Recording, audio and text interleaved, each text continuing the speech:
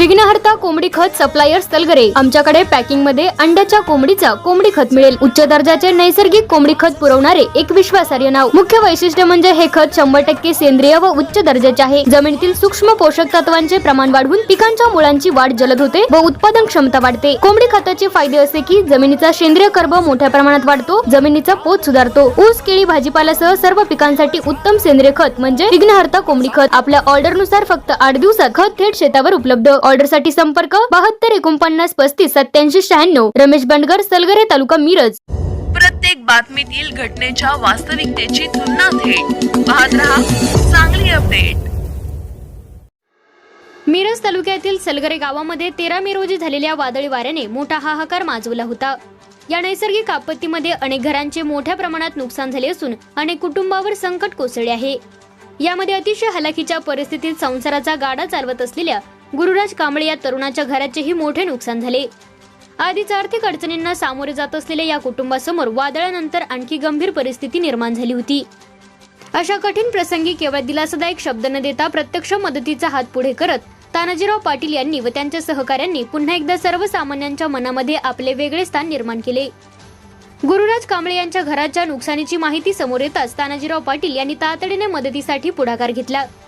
त्यांच्या आवाहनाला प्रतिसाद देत सर्व वर्गमित्र तसेच उद्योजक माणिक कावळेकर, सुहास कुंडले, उपसरपंच बाबासू सुतार तसेच मिरज प्रभागातील अनेक नागरिकांनी माणुसकी जपत मदतीचा हात पुढे केला।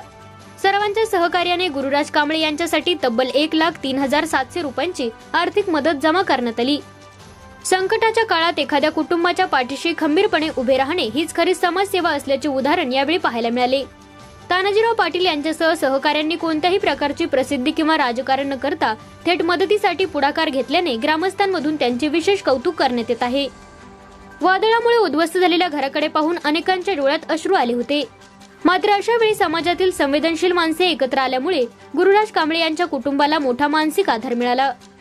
आपण एकटे नाही ही भावना या मदतीमुळे त्यांच्या मनात निर्माण झाली।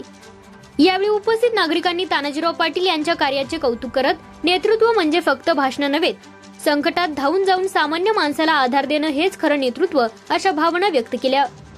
पूर्व भागातील नागरिकांनी दाखवलेली एकजूट आणि माणुसकीमुळे सलगरे गावामध्ये सामाजिक बांधिलकीचे प्रेरणादायी चित्र पाहायला मिळाले। सलगरे गावामध्ये 13 तारखेला सायंकाळी वादळी वाऱ्यानं सलगर आणि आसपासच्या सगळ्याच गावामधून एक फार मोठं वादळी वारं निर्माण झालं आणि या वादळी वाऱ्यामध्ये सलगर किंवा मिरज पूर्व भागामधल्या सर्वच माणसांचं, घरांचं, त्याचबरोबर झाडांचं मोठ्या प्रमाणामध्ये नुकसान झालं। आणि सलगर गावामध्ये या ठिकाणी गुरु कांबळे, जितेंद्र कांबळे यांच्या कुटुंबाचं सगळ्यात जास्त नुकसान या कुटुंबाचं झालेलं आहे। फार कष्टाळू कुटुंब आहे। कष्टामधून नुकतंच त्यांनी घर बांधलं होतं आणि या घराचं सगळंच पत्र जवळजवळ इथून 300-400 फुटावरती जाऊन पत्र, अंगल सगळा सांगाडा जाऊन बाहेर पडला। अशा अनेक जणांचं नुकसान झालेलं आहे, पण सगळ्यात जास्त नुकसान या कुटुंबाचं झालं। या गुरु कांबळे त्यांची जे काही सहकारी आहेत, सचिन कांबळे, सचिन निंबाळकर, त्याचबरोबर राहुल जाधव, सागर आटपाडकर, सुहास कुंडले सर, अरुण कांबळे सर, बरीचशी त्यांची जे काही जेवढी सहकार्य आहेत या सगळ्या सहकार्याने नुकतंच जाऊन तुझं नुकसान झालं हे न म्हणता कुठंतरी 2 रुपये गोळा करून त्यांना, त्या कुटुंबाला आधार देण्याच्या दृष्टीनं या ठिकाणी सगळ्या त्यांच्या युवकांना, सहकार्यांना आव्हान केलं आणि बघता बघता 1,03,700 रुपये या ठिकाणी रक्कम गोळा झाली आणि ती रक्कम आता नुकतीच त्यांना दिलेली आहे।